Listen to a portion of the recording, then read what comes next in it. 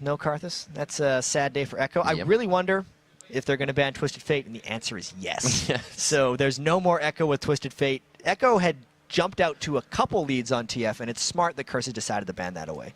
And a lot of things that NK Inc. has been playing lately, not a lot, but he played Evelyn here and there, and it's been huge for them. He usually goes up 2 or 3 kills, has a hand in first blood, but it doesn't seem like the team can synergize behind it as it gets to mid to late game. It's often banned as well. So yeah. I actually think if Eve gets through, there's a really good chance that we're going to see NK Inc. on Eve. NK Inc. was playing Eve during Velocity's comeback win the last time these teams played against each other. It's very threatening for him, and I like Curse's bans mainly targeting Echo because so many people have been targeting Vile Rose lately, and he's actually been responding fairly well, and it's Echo who's been running away with games. Smart to go for him. I could see this becoming a Velocity, not poke comp, but more of that range comp. Maybe an Ari or a Lux back for Echo. We haven't really seen him since, I think, his first play here for us. He put Lux He's a good in Ari there. player. Very good Ari player as well. And we haven't seen the Nidalee as much anymore. I loved that last spring when there were just the spears coming out of everywhere. But nonetheless, we may get a Jarvan locked in. I believe Voyboy has taken that to him by himself to the top lane as well. As we get swapped around, smiles on the faces of all the teams as they decide what to pick. I got a little happy when I saw the Victor, and then I realized that it was not real. It's not Nick Wu. There's no way we're going to see a Victor. We're going to see Voyboy not play Victor. Even though Victor top lane, yellow augment, you get all that move speed, they're going to pick Jarvan. Damn it. It's all right. We can dream. So they do lock in Jarvan. Again, that kind of pick we have seen go both places. Vile Rose looks to get his pick, though. Rumble first. Yeah, that's something he did not expect. And if we know Vile Rose... You saw it on his face. He's like, all right, cool. Wow, I get to pick this guy. I have my choice of Rumble or Kale. What do I do? And he just decided to pick Rumble because that's the more traditional top lane champion. That's bold move by Curse. Voyboy's going to have to pick something that can attack it. Orianna, wow. Quickly locked in by Nijak. He's had a little bit more play on that lately as well. We'll see what Saint decides to lock in here as he's... They don't really have to show anything in their cards here. They can just pick a support. Yesterday, Nijaki had the sneaky carry against COG because everyone was kind of looking at Cop and thinking how he's going to be crazy. And quietly in the background was this hyper-farmed Orianna with 300 CS and like 4-0. So he's been silently crushing on Orianna. And those are, once again, getting the Twitch away from Maple Street, very important. That's going to be big. Cop on his Twitch. Coming up for Velocity, 16, 6, and 12 in the past 2 games versus them, so he's already got his killer right there. That is a very powerful pick for them, and if this Anivia actually gets locked in for Echo, it's another one of his comforting champions.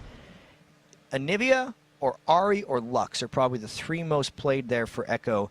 I forgot about his Anivia, Orianna, that's right. Yeah, he used to just love it, but he never played it that much on Team Marn because it didn't really mesh with their style. Not at all. But he's so new into this Velocity team. Maybe they've been working on something. Double AP, lots of persistent damage if they can go with Rumble. You can use your Nivea wall to wall people into an equalizer. But because he hasn't locked it in yet, I'm probably just talking for no reason. They have the crowd control. Yep. Maybe he wants to see what else they're going to bring to the table. He wants to see where everything is going first. So they play it safe.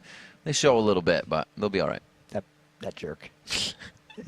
So deep into the talk chain, Leeson. Yeah, we learned this. You don't talk about things until they've been locked in here. What is with this Zach Jarvan combo, if picked again? It's really good. Oh, we've seen. Let's bounce inside the Cataclysm right now and just dong over and over again. Ooh, Everett should go with Nami once again. Yesterday he had the perfect support game. 0-0-16, 100% kill participation, and just wrecked with Twitch. You land 1 bubble, and that's a kill for Cop. They should absolutely go with this again. Evaniscus looking to pick up the last one, and we've seen that. Zach doing so good in the top lane as they hover for Velocity here, waiting on that pick. Of course. He decided to go for Ari, but we saw Zach last game against Kiwi Kid.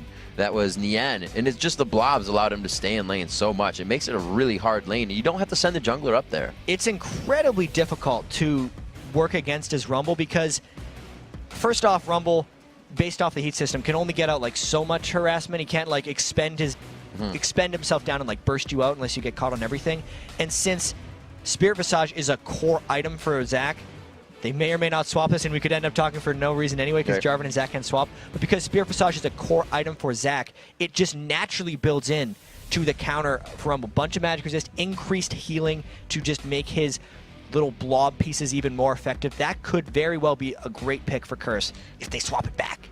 This is Velocity really putting all their eggs in one basket for the crowd control in the bottom lane with VES and Thresh. If they're not present in a fight or in that mid game where lanes start to roam, they could actually not have a good time in those fights. It's going to be They'll be missing a lot of CC. Yeah, very trying game for them. The swap was made. Voyboy is Zach in the top lane, Jarvan in the jungle, just like last game, actually. See what Velocity can do. Last time we saw Velocity playing, or yesterday I should just say, versus Cloud9 for our first match of the day in Week 7. They were up 3-0, and then we said it was that dragon that they kind of, you know, being up 3-0, they were kind of getting hypey, as Voyboy would say, and they're like, let's take this, and that's kind of a position they weren't in. And we saw in the spring split, positions that teams haven't been in, they falter way more than not. So we'll see if they can kind of hold their own there and still keep their feet grounded if they get a lead. And even though Velocity is 4-14 here, they have been winners of the early game frequently. It's the trend. It's the mid game where they seem to struggle the most. If they make it out of the mid game with a lead, even if they're slow to finish, we haven't seen Velocity have huge leads late and then get come back on. Like we actually have seen a few times from Curse. The mid game is actually going to be the key of this one, most likely. And again, they have the early, right? They have that Lee Sin. You got the Rumble ulti to come at 6, but after that, we're going to have to see if they can continue it, because a lot of these guys having that caster as the AD carry may fall off towards the very late end of the game against that Cops Twitch. So we see Curse and Velocity now on to the Rift for our second matchup of the day here. We'll see what both these teams can do for a level 1. Little bit of defensive line being played by Velocity right now, even though they're the ones with the Thresh who potentially has the level 1 edge, but because Curse is brute forcing in with 5, they're going to get their wards where they want them. They're just not going to be able to do it sneakily. See NK Inc. landing that Sonic Wave, making sure they have nice vision. And make it, oh no, I thought they were going to have to see what Velocity Echo picked up. He actually hasn't taken a skill yet, so they could have got a charm attack there, but no positioning, and both teams are really dancing this one out. Curse is going to hatch this ward as they walk over it just below Velocity.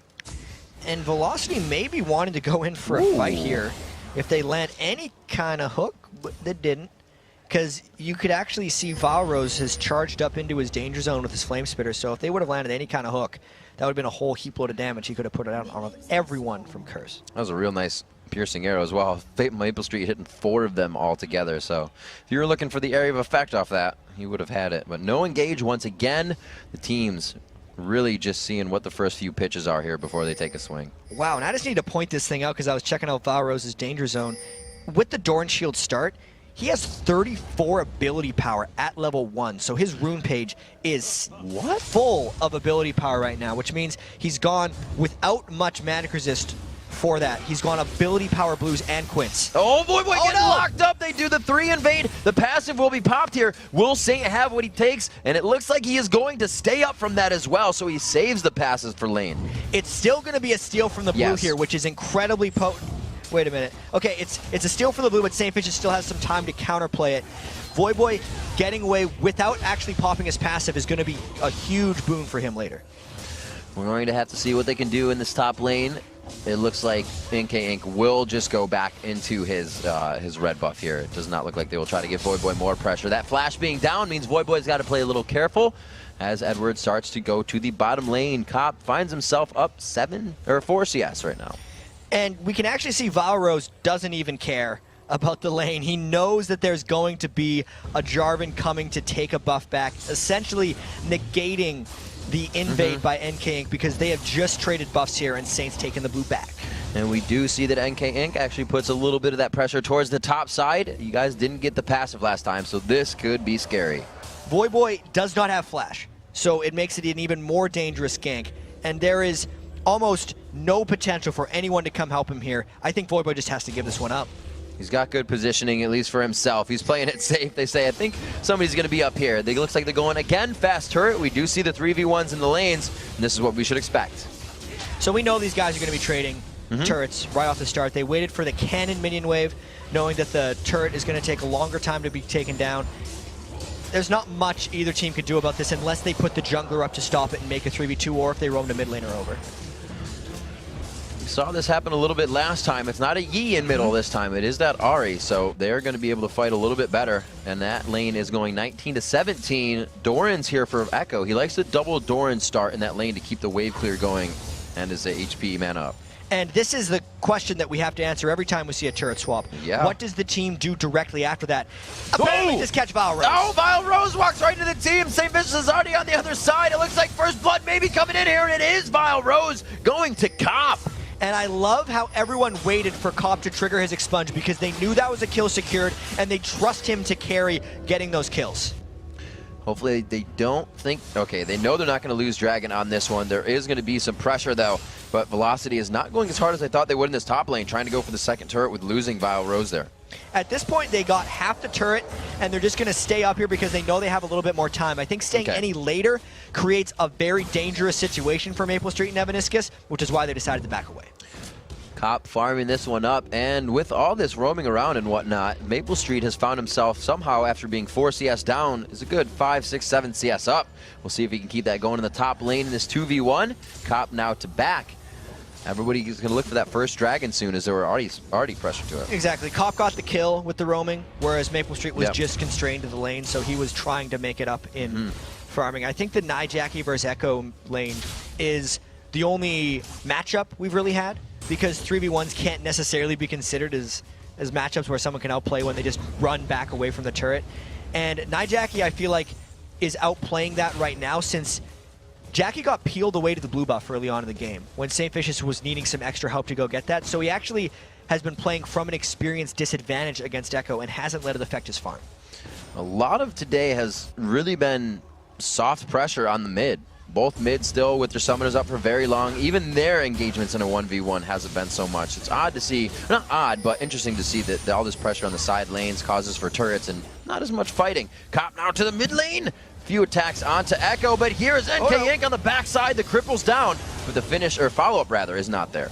And we're at least seeing Velocity make some pretty solid strategic choices here, really. They're pushing the bottom lane really hard with 3 because they see Void Boys trying to freeze the other side of the map, which is why both the top and bottom lanes are together trying to make something happen. Not much of a gold lead here, so these fights are really just based on what abilities have been leveled right now. Going back, you see Evaniscus taking quite a bit of damage. Nijaki's out of mana though, so he's gonna have to be careful here. Forces the flash on that, which actually is big if he goes back to mid, but it looks like Cop and Edward are now faced off against Echo. Jackie was actually gonna have to go back that wave anyway because he was out of mana. It was just a very close kill, and getting the Summoner spell out means NK Inc specifically will be able to be more aggressive in that lane if he can get a ward jump once he's level 6 on Lee Sin. And so Echo being stopped from roaming here. We do see that Nijaki tried to make a few moves, but this was really in protection and defense. St. Vicious is now trying to do it in this lane. They're not getting too much damage onto the turret, but it looks like they will be able to take it down, as well as Void Boy pushing in the top lane, trying to get that gold back, but he's going to be met with Vile Rose. See, even though Velocity is down the 1 kill to 0, they play the early game well. They definitely have these strategies mapped out early on, and it's working out for them here as long as Vile Rose can hold this against Void Boy, which I don't see any reason why he wouldn't. Trade back and forth isn't really in anybody's favor there, as it's going to be Void Boy healing up and Vile Rose shielding most of the damage. Echo on the charm, but again, they get close. They're caught in an antsy position here, and Echo's forced to use the last Spirit Rush to get out of that situation. But that was a level 7 versus level 4, and both walked away flashing red. Obviously, Edward couldn't use his ultimate because it wasn't up yet, but that wasn't a bad thing for Cop and Edward. Landing the bubble created an opportunity and forced Echo to go all in for a kill. A lot of early roaming going on in this game. The lanes have pretty much been stopped already. Quite a crazy and a game requiring adapting for these teams. It's not slow, even though it looks like it could be for 1 and 0. There's definitely been a lot of fighting here, and that was a interesting Dragon choice. Basically, Velocity was fact-checking Curse's wards since they had a pink kind of inside the Dragon Pit, but it wasn't seeing the ward in the brush that Curse had, which is why they just recognized Curse, moved towards it, and got out of there. A big push on this mid lane. It actually looks like, no, they will send defense to it with that wave coming up. We see Vile Rose coming in from the top lane here as it's already pressured. These guys are trying to find something. It's everybody kind of just milling about. They know what to do, but it just kind of seems like they don't know where to do it. Right now, the farm is still pretty close. Because Void Boy was able to freeze that lane in exchange for Velocity getting the bottom turret, that's why Void Boy seems so far ahead of Vile Rose in minion kills. Velocity's okay with that though, especially with Rumble. He's the one champion that everyone who plays Rumble says, even if I don't get my farm, between level 6 and 11, my ultimate's still crushing people. I'll get the farm later, they'll catch up. And that's what Velocity's kind of keying on. everyone talks about don't team fight Rumble the Dragon between 12 and 16 minutes or 12 and 18 minutes, and that's exactly what Velocity will want to force soon. I say this might be a red buff and a dragon attempt, but Vile Rose starts to head top. I figured rather after hitting 6 they would get that equalizer down to the dragon area. But again, they don't want to lose dragon for a turret at this point. They are up a turret, so they're just kind of trying to hold that gain dragon with it. Yeah, there's so many wards in that area, as you mentioned. Double Thorns for Echo. The builds aren't quite there yet.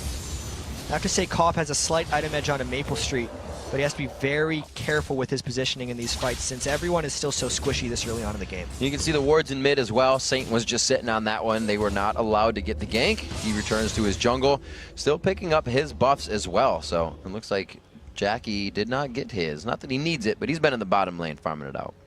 And an interesting Madrid's Razor choice by NK Inc. Oftentimes we've seen jungle Lee Sins sometimes just start a Doran's Blade or just go straight for a Sightstone. But NK is deciding to farm a little bit more on Lee Sin and instead going for pink wards and green wards instead of just rushing that Sightstone. So they're looking for objective control, but they haven't been able to activate it. At least early objective control, because it's actually, Sightstone is a fighting item for Lee Sin for the most part. And if you can get into it early, it's actually very beneficial for the style of Lee Sin that we see in competitive, which is tank, initiator, try to kick the priority target back. So with what seems like a slow game, it has been 10.5 minutes in. We don't have anybody reaching the 100-minute mark at all, which would be with the next minute or so. 84 on to Kopp is going to be the highest in the game as they finally do throw for that dragon. We'll see how this Modric plays in. Well, it was the fresh pink ward that NK Inc. had actually just picked up. So going for objective control, getting objective control, and Voyboy maybe getting a turret back. Really, Curse is relying a little bit on Voyboy getting farmed for all the things they're giving up to Velocity right now. It's quite a tanky turret in the top lane. Losing mid for this one may be bad, and you can see Voyboy already backing off. If Velocity overcommits here, Curse is going to flank all around them. We have St. Vicious and Voyboy in the back. They might be able to catch Velocity in a fight here. There's the link from the left side. Edward gets caught out. He gets charmed as well and exploded. St. Vicious, I think he was doing wraiths in the back, which took them so long to get here. Velocity throws back the chain of corruption. The crowd control is perfect coming from the bottom lane here. Evaniscus on the backside. The support's getting focused, but that leaves the ADs to do damage. But Kopp was in the back, doing more than the rest. And it looks like he's helping to come out on top of that fight. Oh, actually, it's 1-1. 1-for-1. That was a very close fight there. Curse would have had an edge if they were able to all arrive at the same time because of the way they collapsed and the timing of the initiation from Edward / getting initiated on that happened to Edward when he got hit by the death sentence. The fight just became scattered. I'd have to say that is a trade for both teams. Then you just have to look at who the kills went down to, and I think Kopp getting a kill would be slightly better than Echo. See where they continue off of this. Not too much was pushed. It was definitely a scuffle between both teams, and you saw how back and forth it was, which was the reason they weren't doing anything, because they were so unsure of what the result would be. 12 minutes in here, I still think they didn't really come out with an answer on that one. They know that Kopp is going to be crazy in the back line. That invisibility gives him such good positioning, especially in this part of the game when he can be squished like that bug. And once he gets the Blade of the Ruined King, the assassination potential actually opens up. So wherever Maple Street goes, he's going to have to be a little bit careful that Kopp's not waiting in the wings. Always a fun thing to consider when you're trying to multitask, farm, look at wards, and then see a guy pop up next to you. 16,000 to 17,000. That ward gets taken, or the turret gets taken down in middle. That's 3-1 now. Like we said, Velocity may be down in kills, but they do happen to catch that early game lead usually. They're good early game, 1,000 gold. And we talked before the game saying the mid game is going to be a large decider in this one. There's no dragon to fight over directly, but even just Curse trying to farm up right now, being down 3 turrets to 1, farming without the outer ring of turrets is extremely difficult for teams, and this is the moment where Velocity needs to take an advantage over Curse. And really, you got to give contribution to NK Inc. for the early part of Velocity's game. His movement, his capacity to jungle, their early dragon, it's consistent for him, and it's usually that reason. But you know, he's choosing he's got a champion again that may not scale into the late game. It will be more utility. Maybe that's what Velocity continues to lack towards the late game. And everything in this Velocity composition is catered towards the mid game. Yep. Maple Street on VES, since he's a bit of an AD caster as an AD hyper carry, with his spells, does tail off near the end of the game when compared to Kopp. So the mid game is where the AD carries need to sit. Even just Echo and Valrose. Mid game is when teams don't have huge amounts of magic resist. You got to kill people then with it. Right. Velocity has to win this game before 40. And we can see the positioning and a bit of respect there given from Curse, at least on the last Dragon. They wanted to see it was there. They tried to take top turret, tried to come back on the fight. But they know Velocity, like you said, a little bit more powerful in this one. So Curse with their hard hats on, now back to this laning phase, knowing the Dragon timer at least, since they had a little bit of vision on Velocity, could help as we approach that next Dragon. And I really wonder if Voyboy's going to decide to fight Valrose at any point here, since he's got that Spear Passage, and that's that natural counter item we knew he was going to have against him. Even if Valrose rushed Magic Penetration, it's not going to cut through Voyboy's tankiness. 113 to 107, still a very low farm game with all the motion that has been happening around the Rift on this map. 19.6 to 18.5, so we're looking at that favor for Velocity right now. They go back to pushing the lanes. The map is objective free since Baron really isn't there yet. And when a team takes out 3 outer turrets, they need to start taking control of the enemy jungler. Otherwise, you're just allowing the team to farm with you on an even playing field and eventually take the turrets back. Velocity's got to get some deep wards inside Curse's jungle so they can start making plays. Haven't seen too many moves from Echo. Velocity really says we want to fight in an engaged area, right? They have Rumble, they have an Ahri, they want to get these fights back at Dragon over an objective. I guess it wouldn't be in their favor to try and fight right now. They're probably waiting for the Dragon. Yeah, which hurts, right? Because they have to wait for mid game, so it's like it's just a ticking time bomb that if they miss the next one, it's going to explode in their face. And I think Curse is positioning themselves right now to either catch Velocity in a Dragon, because sure, you can say don't fight against Rumble at the Dragon Pit, but Curse has got a pretty good team fight as well. If we just consider, if they can get that one good combo down onto Velocity, we're going to see a Dragon fight like we saw in the Cloud9 Velocity game yesterday, where everyone on Velocity just gets ripped apart at the start of it. It's not just a free win once they go for Dragon. Going for the very far Kinetic as he locks out Voyboy. He says, let me in! Let me in! Here comes NK Inc. on the backside. 2 games in a row we've seen that played out very well by the opposing Cataclysed person. Yeah, Valrose got just far enough away so Voyboy couldn't hop in with St. Vicious. Oh, man. And since Valrose's flash was actually still down for a couple more seconds, it just came back up now. I think they would have killed him if Voyboy could have made it in, but it was just a bit too far. We'll see what their roam is here. Voyboy goes in for another one. Oh, I thought he punched Baron. That would have been some big damage. It's actually on to Valrose. It hits him again. Oh, he took so much extra damage, unfortunately. Just trying to ward, and that's one of the difficulties that Velocity has taking over the game. They haven't been able to find ward positions, and it allows Curse to jump on them when they're not suspecting it. Almost like it should make Baron worth more when you grab it. He's got kills and assists now. Tag.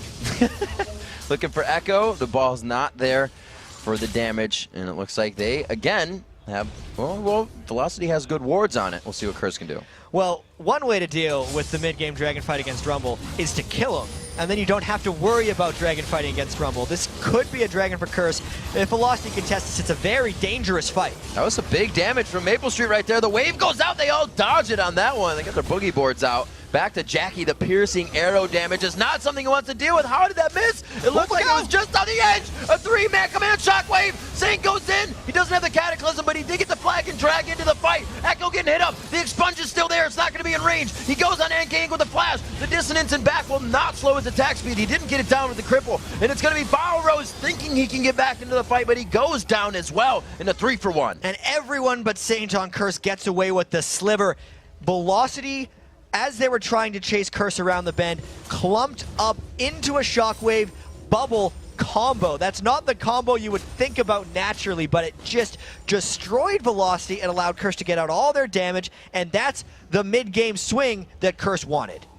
So many wards around that Dragon. We said it last game. They have so many wards around it, it should be yours, but Curse waltzed into that and walked out even happier. 6-2 now on the board. Curse grabs the lead back in terms of gold. They're still down 2 in turrets as we reach 18 minutes into the game. And like you said, without Valrose being there, it was the chance Curse needed to take. And having the wards down before that hurts twice as much, because that was Velocity's game plan. And it got completely taken away from them. That was the ticking time bomb. Not what they needed right there. Looking at these items. Already Saint going 2 of those cloaks, trying to get some magic resistance in. All the tankiness coming out of Voyboy. That Sunfire Cape almost finished. You see Cop on the Valrose in the top lane. We were just waiting, you sneaky rat. He snuck up next to him, and that's the fear that the Blade of the Ruined King assassination twitch puts on as soon as you try to just push up lanes, Valrose felt a little safe.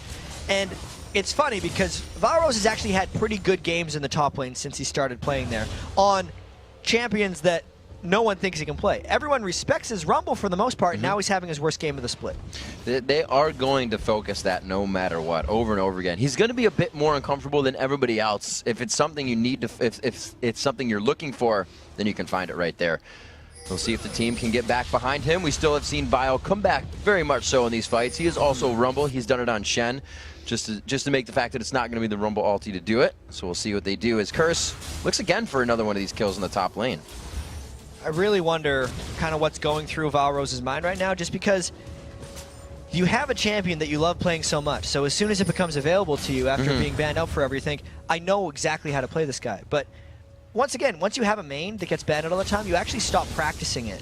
And that may have been what happened to Valrose here, because he just doesn't have the comfort level. And the team, Velocity, doesn't have the comfort level playing with it since they haven't been allowed to for so long. Gonna have to work in the buddy system here. Every time this starts to happen, at least I know, you kind of want to get that more farm. You put yourself into that spot because you say, if I can get this, then you get ganked again. We saw it happen to him there, and now we see that NKink's going to kind of be roaming with him towards that top lane a bit before he backs. And it's so difficult for them to farm as well, just because of the 4-0-2 Twitch that is stalking his prey again and again. So close to even that Infinity Edge, and it reflects in the play of Velocity right now. Despite being up in turrets, Velocity has turtled into their own base and actually kind of giving up position in their own jungle. Oh, NKink throws the ward down, actually hits the backside of the little lizard, so they are going to make it away with the red buff. Valrose, a very nice ultimate with a command shockwave, stops the re-engage. You can see a great flash Tempest coming in, slowing down Jackie, slowing down Edward, and they start to just demolish this fight. That is one way to get a team out of your jungle. You just go and kill them. That was a great equalizer by Valrose there, and Curse completely bailed out because it was a fight they got initiated on when they were 4v5 since Voyboy is off split pushing the other side. Cop is on the run. I feel Velocity is trying to stalk him down. No! That was like one of those things, you're at the school play, he's like, right behind you, he's right behind you, grab him! They do get the hail of arrows and the play in. That's a big shutdown for Maple Street. And that's what Maple Street needed to get back in this game. He has to be able to create some late game carry potential. We know if Maple Street has a good game, Velocity generally wins, and this is a very close game that Maple Street has to turn into a good one. We'll see what he can continue to do here. We have said Maple Street has the variety to play multiple champions, so his skill set can be through the roof at times. And VES is one of those high count champions he has been on along with his Draven. So definitely in his hands to carry this one if he can keep it going. The shutdown is only 1-0-2, but that came with a lot of gold. It accelerated him to that last Whisper. He was sitting on about a longsword before that, and he could just buy it straight up. He only has 100 gold left, meaning if he didn't get that kill on Cop, it would have been a whole nother trip, a couple extra waves that he had to farm, and he wouldn't have had that last Whisper for potentially this next Dragon fight that will be the second mid-game fight Velocity has a chance to take some control in. Jackie not feeling Zanya's like this game, as it's really not a dive team to him. They're looking for Cop, so he's going for that damage. He's going for the shield power into Rabadon's, coming up with his next buy. As we look around, still Saint just stacking up the magic resistance, and he looks like he will be building up his team that bulwark next. It's absolutely necessary against Rumble Ari to get that bulwark, which is why he has the double no magic right now, since he will eventually upgrade both of them, but he needed the personal magic resistance first, since he's always the one going in first. Oracle's being picked up here on Edward. That Oracle's being persistent now through death with its recent change.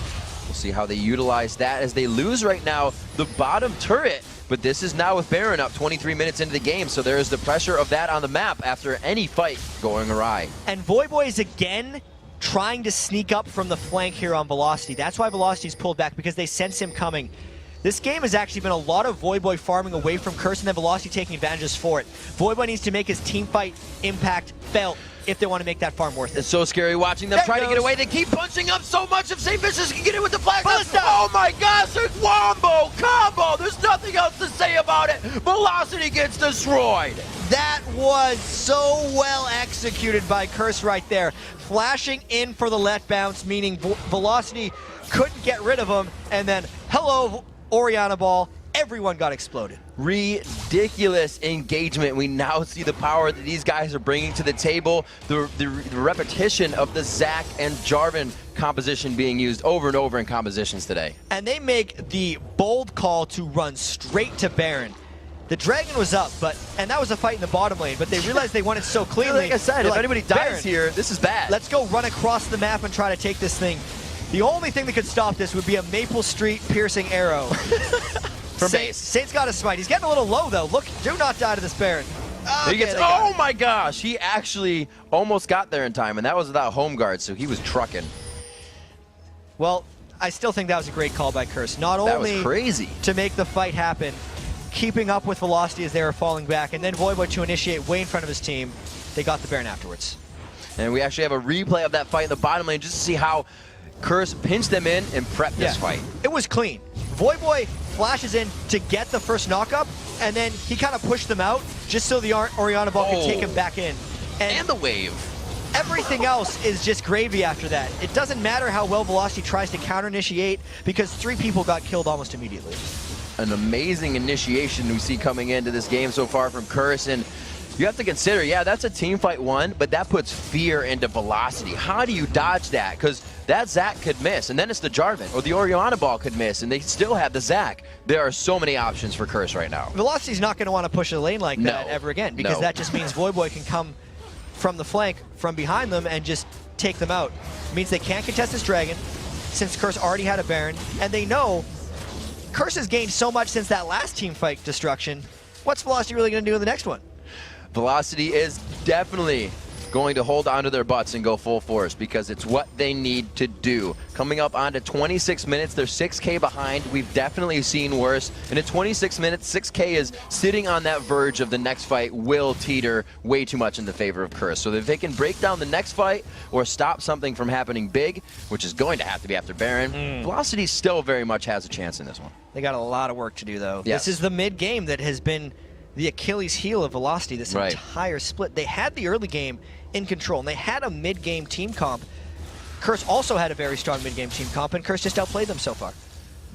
We'll see what they decide to do. Looking at them, 2 minutes left on this Baron, so we'll see that spawning a good 3 minutes, about 5 minutes from now, if you will, altogether.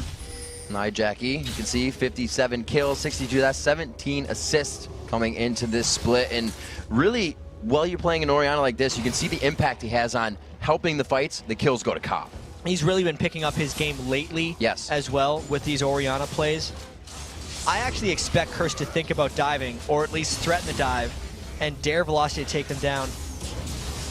What Curse is going to do now is they're going to try to get 6 turret kills before their Baron is out, which means they'll take out the outer turrets and all these waves. If Velocity tries to defend the non-inhibitor turrets, that's when Curse has the opportunity to dive. There's so much strength in Voyboy just charging up Elastic Slingshot. You can see Velocity takes it into consideration. It's not a joke whatsoever because Saint can come over the wall. There are crazy things. Cop's going to come out of nowhere, and he's getting ready to look for that. This wave, Velocity doesn't even want to play with this. These are incredibly difficult turrets to defend, which is why they were kind of there for moral support, and then they realized Curse meant business, and they have to just back away. Yeah, these outer turrets are pretty much, or they have Curse's name on them right now. If they wanted to go to top, they would do that without a minion wave. Cop looking maybe to sneak attack? Thought he was trying. There's definitely a bit of crowd control that can single him out. That was a big hit there. Wow, that dissonance took about half of Evaniscus' health along with a sonic wave. They could have straight up killed Evaniscus. If Na LCS decided to use his Orianna right there, it would have been a kill. But Curse wanted to save it because they want that to get a team, not just a support. Curse is sticking around here. They got a little bit left on this Baron buff, and because they're sticking around and not going to the other side for the other outer turret, I expect to dive on the next wave. There it is. Voyboy from the back line. The ballista goes in, but they flash out of it. I don't think it's going to be enough for Velocity here. The wave after the Cataclysm, after the Let's Bounce, and it's Saint taking the turret for his team. He gets the ball on him for a second, but it's moved for damage as well off of Na LCS. They continue the fight. Velocity's doing a perfect job at kiting. They need this turret to fight. They've done a good job, but they lost the turret, which means Curse is just too strong at this point. And even though their Baron wore off halfway through that fight, you could just see the strength of Curse in that fight. The ballista combo missed. Orianna ball hit nothing, but everybody else hit a whole bunch. Voyboy was still bouncing around and had enough damage to kill nearly everyone on velocity, or at least push them off the turret. And it was a good dive and call overall by Curse. And we can see just how slow this game has kind of gone. There are kills. We're getting to the late game here, but it's only 2 core items for Curse that they're fighting with right now. And it's 2 core items that come into 30 minutes. You usually see the third one at least being pieced together. So the game is slow, but everybody's managing to fight at this level still. Yeah, well, if Curse is only sitting on a couple items, that means Velocity's sitting on even less. Yeah, exactly. With all the roaming that happened early on in the game, the farm totals were low, and since it was roaming without kills, it degenerated the gold value overall for the game. The game time doesn't actually matter aside from death timers and the strengths of some of the minions. So it's fine for these guys. It's the lead that matters. See in the Sunfire Cave, Void Staff coming in for Voyboy here. He wants to add a little extra damage to here. And you kind of see those builds come in when you know you have that gold lead. He is tanky enough. Might as well build some damage. And he's got full, just the best penetration build he has. The flat pen and the percent pen for magic damage are all multipliers to his damage. Since Zach has such high base damage and not incredibly high ratios, that is the highest damage build Voyboy can actually go for. It actually makes his Sunfire Cape hit for even more as well, since it's magic damage. All the pain coming from the Blob right now. It's super unstable. 7-3 in turrets. Like we say, 11 are on the map, so you're looking 4 more in the eyes of Curse to drop down the base, and then the Nexus. They don't need all of them, just the 2 in front of the Nexus right now. And even though Curse doesn't have the Baron buff this time, based on the success of their last dive, I wouldn't be too surprised if they try this one again. They know Voyboy can initiate from everywhere, and they know that they burned Echoes and Evaniscus's flashes in the last team fight, so they have a bit of freedom to go in if they want to. This is getting a little more into a hectic gang too. We see the wards coming out now, but if you look at the map, hardly any wards have been placed recently. The oracles are out, but there's also nothing to clear. So these teams are like, we need to fight, we need to figure out how to stop Cursor now, then we can ward. And both these teams will remember the tremendous comeback that Velocity had against them. When Velocity was down 8 turrets to 2, they're actually better off in turrets this game is when they came back and won. So Curse is gonna, I think, make sure they have a bit of poke before they go in, or they say screw it and dive. Right to the back line! So much damage just went on to Maple Street. That Void Staff pen build from Voyboy crushed the AD. They are getting out right now, actually laying on top of that equalizer, but they're able to split it. Echo and team do a good job of stopping that for now, but it's still rolling into the base. That's one way of flying in. Just go well past the remainder of the team, and because of the damage build, he was able to, him and St. Vicious, destroy Maple Street far away from the rest of the team. And then the other 3 weren't even really fighting, they were just taking the turret and the inhibitor, and they walk out of the base with another successful push. And we actually see builds coming up. Deathfire Grasp, Lich Bane onto Echo. So these guys will have, with that double AP comp, you're also going to get slower turret pushing. So that will assist in that. If Velocity can do what they did last time, get that last kill, get the timers at 50 seconds in the Death Chamber and go for it. With Baron very low right now, 2200 HP. It's not going to be the death sentence to take it down. Saint nails the smite. There's a mouthful. That was another situation where the enemy jungler was dead, so there was no full risk of a smite still coming in. Smart Baron for Curse, and they've had smart calls really this entire game. A lot of smart play coming from any team that's been in the lead today. They're not doing anything crazy. Yesterday we did see, call back to a few of the dragon fights that went awry, but every team isn't pressuring their advantage. They're pushing it slowly and making sure it slowly gets there. They don't have to push anything after a team fight, and they're knowing it now. It works out better though. And we talked before the day, this is a big day for Curse. They win 2 games, they move back to 10-10. Kind of a clean slate as the season moves on towards them. They also try to pull themselves ahead of Dignitas. They will pull ahead of Dignitas with this win. They'll tie themselves to COG. These things really matter for their position in playoffs and securing themselves a spot or a chance to go to the World Finals if they just secure themselves top 6. And it's crazy to think you may hear your favorite teams, saying, we hope to get second, because Cloud9 is so far up there that that's what these guys are shooting for right now, and it's going to be enough for them. Voyboy and team trying to do that right now. 232 CS on him, 247 right on Nijaki. These guys are ready, poised to fight to get in to the back line. NK Inc with the ward and the kickback, but St. Vicious does the same thing. Wow. This is a pretty good engagement, a very split Velocity team, not taking too much damage, but they're not giving it back either. They are being pushed around in a very chaotic fight. Yeah, and it's a double kill for Maple Street, but there's still a lot of Curse power coming through. Whoa. Got to see how this fight continues, because Curse still has a couple threats up. Oh, Flash coming in for Echo. Wanted to get that charm just behind Voidboy and Nijaki, but the Flash is now down. These guys are going to be working with their last inhibitor going down. As well, they got the bottom one up, so they're going to have to take that first, I guess. And that was kind of a fight without Cop, because to NK Inc.'s credit, he did get a great kickback into the team, and they were able to burst down Cop, but there's so much more damage between Voidboy and Nijaki that it still gave Curse inhibitor number 3 and their third successful base push in as many tries. So is this Curse just kind of keeping them on the ropes and playing it safe, or could they have ended by now? They could have ended if Cop didn't die that fight. All right. So it's not a bad thing that Cop died, because they still got the third inhibitor and they still have some duration left on that Baron buff for the people who lived in that fight. As soon as everyone on Curse reses up, I expect them to run straight to the base and try to end the game. Few of these final builds coming out. Probably going to see some elixirs start. Cool. Youmu's on Maple Street. May as well. May as well. Get that extra armor penetration. Crushing attack speeds. We'll see what they can do with that. Going for that all-out build. It is definitely coming down to the last and final thread here for Velocity. They are pushed down to their final 2 Nexus turrets, 9-3 on overall structures in the map. 18-8 is the score, and a coming up on big gold lead. It's about 12. Yeah. It's actually kind of funny how Cobb had the pickaxe as he was moving towards the last Whisper, and then he also realized, wait a minute, no one on Velocity is building armor, plus I just died that fight. Let's start building a Banshee's Veil as they move into this final fight. The Abyssal Scepter there for Vile Rose. The magic resistance being built on a Nijaki for these last fights. They don't want anything to give these guys the upper hand in auras or whatnot. That double AP can still do some good damage in this fight. The turret damage, however, is there for Curse still. Voidboy trying to put himself in the front line. He's on the back, but looking for that ballista. Saint just walking himself in. They're getting damage on the turret, but nothing's happening. There is too many minions in the base, and Velocity does not want to fight. Last ditch effort. Velocity goes in when they lose the Nexus turrets. This is not going to go right for them, but there's no focus on the Nexus. They do get a few. A piercing arrow from the back line. A very nice shot, but it may be too much. Flooding the base are the minions of Curse. The Nexus will go down. Curse finally finds that win in a very well-played game. Curse played great in that one. 6-1-10 for Voidboy, 10 kills again for Cop. Very aggressive style once they started having the lead. No hesitation about going in. That's how Curse wants to play. Watch yourself in there. You can see Velocity not happy with that. Vile Rose talking it out. But there's still a smile on the face. You got to say, you know, it's kind of like that. Damn, that was a good game. We got to figure out what happened there though, because we did again have the early lead, and then Curse swung it real fast.